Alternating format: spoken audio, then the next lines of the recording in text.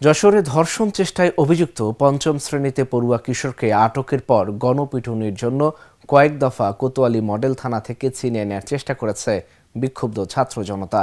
পরিস্থিতি নিয়ন্ত্রণে আনতে গিয়ে এক কনস্টেবল আহত হয়েছেন।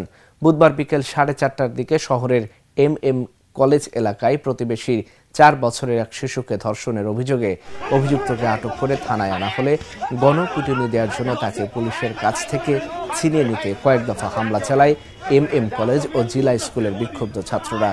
এ সময় তাকে পুলিশ হেফাজতে থাকা অবস্থায় মারধরও করা হয়। পরে বৈষম্য বিরোধী ছাত্র আন্দোলনের নেতাদের হস্তক্ষেপে পুলিশ পরিস্থিতি নিয়ন্ত্রণে আনে। বুধবার রাতেই কঠোর নিরাপত্তায় ধর্ষণে অভিযুক্ত পঞ্চম শ্রেণীতে পড়ুয়া ওই কিশোরকে আদালতে হাজির করা হলে বিচারক তাকে কারাগারে প্রেরণ করে। একটা শিশু বাচ্চাকে ধর্ষণের চেষ্টা করেছে। তখন আমি ঘটনাস্থলে আমার পুলিশ পাঠাই। পরবর্তীতে তাদেরকে নিয়ে আসে, ভুক্তভোগীদেরকে নিয়ে আসে এবং সাথে ছাত্রদের সহযোগিতায় অভিযুক্তকেও নিয়ে আসা হয়। ভুক্তভোগীরা একটা এজাহার দাখিল করেছে। আমি আইনগত ব্যবস্থার জন্য ঊর্ধ্বতন কর্তৃপক্ষের সাথে আলোচনা করে ব্যবস্থা নিচ্ছি।